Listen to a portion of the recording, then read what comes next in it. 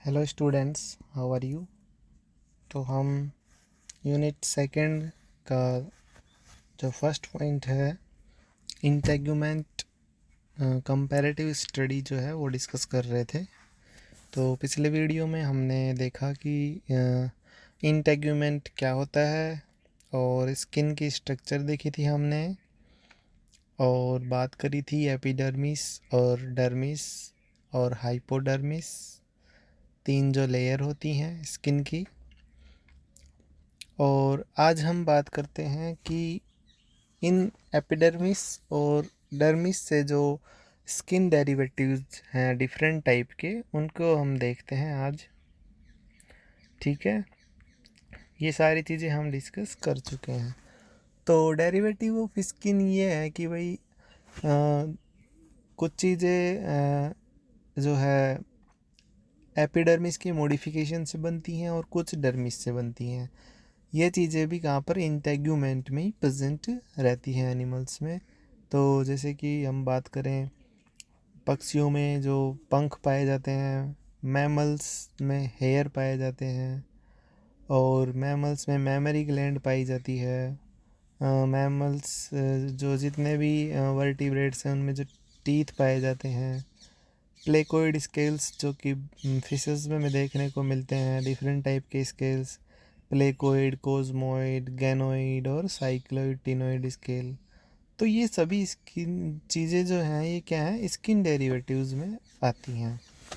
तो इन सभी चीज़ों के बारे में हम देखते हैं। तो एक नो जनरलाइज्ड डेवलपमेंट यहाँ पर डायग्राम दिखाया गया है कि किस प्रकार से एपिडर्मिस के द्वारा इन सभी चीज़ों की उत्पत्ति होती है स्किन के द्वारा।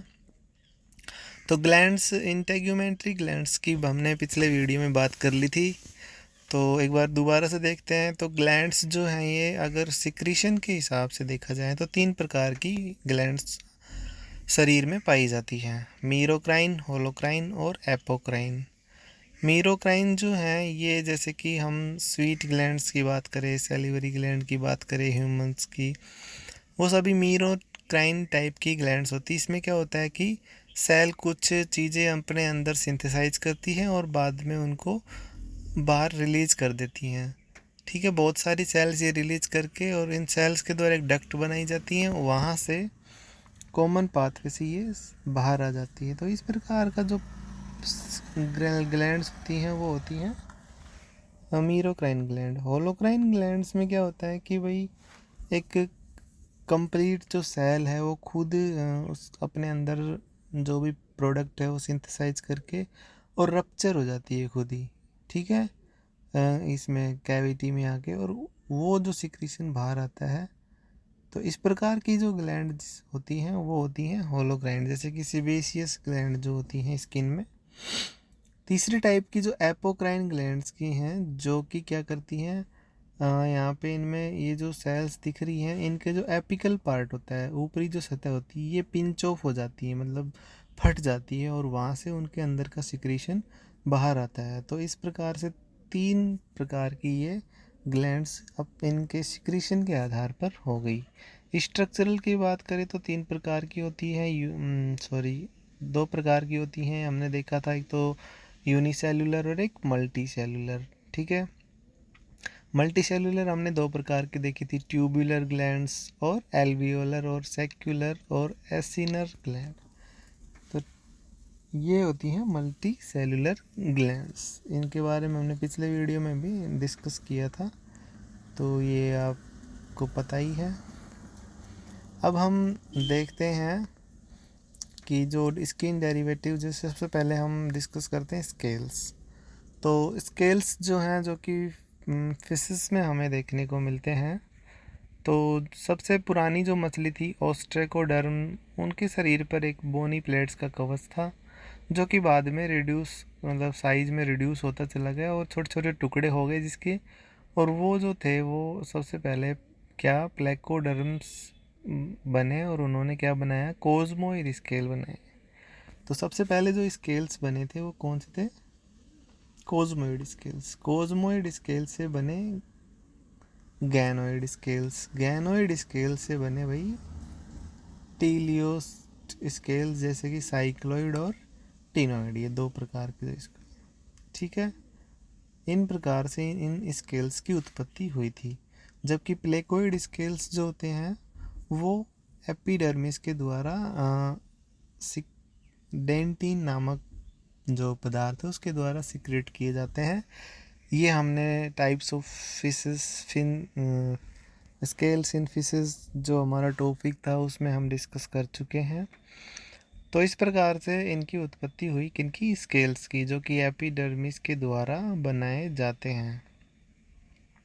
तो स्केल्स जो हैं दो प्रकार के होते हैं, एक तो डर्मल के और एक एपिडर्मल। डर्मल जो कि डर्मिस के द्वारा बनाए जाएंगे और एपिडर्मल जो कि एपिडर्मिस के द्वारा बनाए जाएंगे।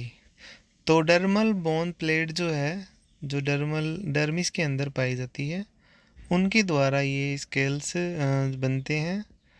तो ये चार प्रकार के होते हैं, साइक्लोइड, टिनोइड और गैनोइड और कोज़मोइड। ये जो चार प्रकार के स्केल्स थे ये डर्मल स्केल्स के अंतर्गत आते हैं। कोज़मोइड स्केल्स सबसे पुराने स्केल्स पाए जाते हैं, जो कि एक्सटिंक्ट फिशेस थी उनमें ये देखने को मिलते थे, ठीक है। डर्मल स्केल्स और जो कि कार्टिलेजिनस फिशेस में हम बात करें तो प्लेकोइड स्केल्स जो हैं ये भी डर्मल स्केल्स होते हैं, ठीक है। ये एक बेसल प्लेट और एक स्पाइन के द्वारा ओरिजिनेट होते हैं, जहाँ पर कि एक सेल होती है जिसको हम ओडोंटोब्लास्ट बोलते हैं, जो कि डर्मल पेपिला में कलेक्ट होती जाती है और वहाँ पर डेंटिन जो है इकट्ठा होता रहता था और बाद में ये एक स्केल की संरचना बनाती है जिसको हम क्या बोलते हैं, प्लेकोइड स्केल्स बोलते हैं। ये बाहर की तरफ निकले हुए होते हैं और इनके ऊपर इनेमल, जैसे हमारे दांत में जो पाया जाता है उसकी लेयरिंग यहाँ पर इनके चारों तरफ पाई जाती है। तो इस प्रकार इनकी उत्पत्ति होती है, ठीक है। ये डर्मल स्केल हो गए। एम्फीबिया में हम बात करें तो यहाँ पर डर्मल स्केल कैसे लॉस हो जाते हैं इनमें, और इनमें बहुत सारी ग्लैंड्स यहाँ पर इनमें पाई जाएगी और इनमें कॉर्निफाइड स्ट्रेटम कॉर्नियम भी यहाँ पर हमें देखने को मिलता है। एपिडर्मल स्केल्स की हम बात करें तो कुछ रेप्टाइल्स में हमें ये स्केल्स देखने को मिलेगा, ठीक है। तो रेप्टाइल्स के अंदर जो एलिगेटर्स हैं, टर्टल्स हैं, उनके ऊपर स्कूट्स जो पाए जाते हैं, प्लेट्स जो पाई जाती हैं, वो एपिडर्मल स्केल्स होते हैं। तो ये काफ़ी कठोर होते हैं और एपिडर्मिस के द्वारा सिक्रेट किए जाते हैं, ठीक है। रेप्टिलियंस में सबसे पहले हमें ये चीज़ देखने को मिली थी। तो कॉर्निफाइड एपिथीलियम जो होती है वही किस में चेंज हो जाती है, स्केल्स में चेंज हो जाती है और ये इनमें एक प्रवृत्ति भी पाई जाती है कि ये शेड होती रहती है, इसलिए इस प्रोसेस को हम बोलते हैं एक्डाइसिस, ठीक है। ये समय समय पर शरीर के द्वारा त्याग दी जाती है, जैसे सांप में हमें देखने को मिलता है जो कांचली बोलते हैं जिसको। तो जो स्किन का जो छोड़ना है उसको हम एक्डाइसिस प्रोसेस बोलते हैं। तो ये भी एपिडर्मल स्केल के टाइप होते हैं, ठीक है। इसके अलावा कुछ और स्ट्रक्चर, कॉर्नियल स्ट्रक्चर की बात करें तो स्नेक्स में जो रेटल स्नेक में एक टेल पाई जाती है जो कि मॉडिफाइड फॉर्म होती है किसकी, कॉर्निया की। तो कॉर्नियल जो लेयर है एपिथर्मिस की 5 लेयर में सबसे ऊपर वाली लेयर जो है उसमें कुछ मॉडिफिकेशन होकर जो स्ट्रक्चर्स बनती हैं उनको हम कॉर्नियल स्ट्रक्चर्स बोलते हैं, ठीक है।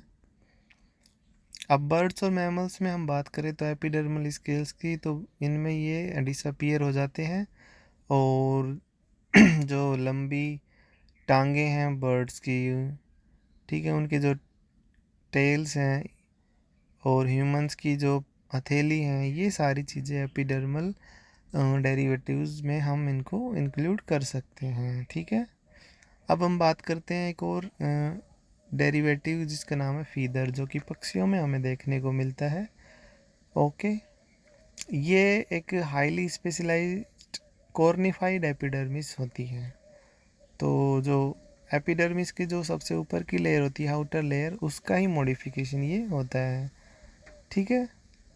तो इसमें क्या होता है कि जैसे कि एपिडर्मिस की जो कॉर्नियम लेयर है उसमें एक डर्मल पेपिला नामक स्ट्रक्चर बनती है, जो कि अंदर साइड से अंदर की तरफ जाती है और बीच में से ऊपर उठती जाती है, और बाद में ये इसमें से छोटे छोटे बार्ब्स निकल जाते हैं और ये फिर क्या बना लेते हैं, फीदर बना लेते हैं। तो इस प्रकार एपिथीलियम की ही ये मॉडिफिकेशन होती है। तो पक्षियों में जो फीदर जो पाए जाते हैं 3 प्रकार के होते हैं, ठीक है, कॉन्टोर, डाउन फीदर और फिलोप्लम्स। तो कंटोर जो है ये पूरे शरीर पे जो हमें बड़े बड़े पंख देखने को मिलते हैं वो कंटोर होते हैं, जो कि फ्लाइट फीदर भी उसके होते हैं, बड़े जो होते हैं। डाउन फीदर जो है उन बड़ों के नीचे जो मीडियम जो पंख पाए जाएंगे उनको हम डाउन फीदर बोलते हैं। और फिलोप्लम्स जो होते हैं जो कि टेल्स पे और इधर पाए जाते हैं, और जो शरीर हेयर लाइक स्ट्रक्चर्स जो होती हैं उनको हम फिलोप्लुम या फिर हेयर लाइक फीदर भी इनको, हेयर फीदर भी इनको बोलते हैं, ठीक है। तो ये 3 प्रकार के बर्ड्स में हमें फीदर देखने को मिलते हैं। क्विल भी इनको बोला जाता है। एक स्ट्रक्चर देखें तो फीदर की स्ट्रक्चर इस प्रकार की होती है जिसमें से बार्ब्स निकले हुए होते हैं, बारबीब्यूल्स इनमें पाए जाते हैं। इन 2 संरचनाओं से मिलकर ये संरचना होती है। अब हम बात करें हेयर, जो कि मैमल्स में हमें देखने को मिलते हैं। हेयर, हमारे अंदर भी हेयर्स पाए जाते हैं पूरे शरीर पे। ये भी एपिडर्मिस की स्ट्रेटम कॉर्नियम का ही मॉडिफिकेशन होता है, ठीक है। तो हम बात करें हेयर के डेवलपमेंट की, तो हेयर का डेवलपमेंट कैसे होता है, देखो यहाँ पर एपिडर्मिस जो है वो थोड़ा सा वही अंदर की तरफ जाती है, पैपिला बनाती है, डर्मल पैपिला बोलते हैं इसको, क्योंकि डर्मिस के अंदर चले जाते हैं, ठीक है। इसके अंदर अब यहाँ पर सीबेसियस ग्लैंड के द्वारा सिक्रीशन होता है। बीच का पार्ट मेडुला होता है, थोड़ा आउट का पार्ट जो होता है कोर्टेक्स होता है, और नीचे यहाँ पर रूट होती है। तो इनसे हेयर की उत्पत्ति यहाँ पर होती है और शरीर से बाहर निकल जाते हैं, ठीक है। सीबेशियस ग्लैंड है, ये सिक्रीशन करती रहती हैं और हेयर्स को चिकना बनाए रखने का काम ये करते हैं। इसके अलावा कुछ और डेरिवेटिव्स की बात करें तो हम एंटलर्स, हॉर्न्स, डिजिटल टिप्स, ये भी पशुओं में हमें देखने को मिलते हैं। जो खुर होते हैं उनके सींग होते हैं, उनकी हम बात कर रहे हैं। तो सींग जो है ये भी एपिडर्मिस की ही मॉडिफिकेशन होते हैं। हॉर्न होते हैं, जैसे कि कुछ गाय में पाए जाते हैं, बैल में पाए जाते हैं हॉर्न्स। ये भी क्या होते हैं, केराटिनाइज्ड एपिडर्मिस इनमें देखने को मिलती है, ठीक है। बोन्स ये होती हैं जो कि डर्मल पेपिला के द्वारा ही जैसे हमने हेयर देखा था, हेयर डेवलपमेंट, वैसे इनका डेवलपमेंट होता है और ये भी एपिडर्मिस के द्वारा ओरिजिनेट किए जाते हैं। नेल्स की बात करें, नेल्स भी केराटिन के से मिलके बने होते हैं और ये भी एपिडर्मिस के द्वारा सीक्रेट किए जाते हैं। पशुओं में पाए जाने वाले खुर और जो अलग पक्षियों में जो मिलते हैं ये भी एपिडर्मिस के द्वारा ही ओरिजिनेट किए जाते हैं। इसके अलावा जो घोड़ों में हुफ होते हैं वो भी इनके द्वारा ही सीक्रेट किए जाते हैं। तो ये सारे जो डेरिवेटिव्स थे हमने शॉर्ट में यहाँ पर देखे हैं। ज़्यादा डिटेल में आपको इनको नहीं पढ़ना है क्योंकि आपके सिलेबस में इतना नहीं है। तो उम्मीद है आपको समझ में आएगा। अब हम अगले वीडियो में जो कंपैरेटिव है, जो कि हमारा मेन मोटो है, स्कोलियोडोन से लेके और मैमल्स तक, वो डिस्कस करेंगे। Thank you.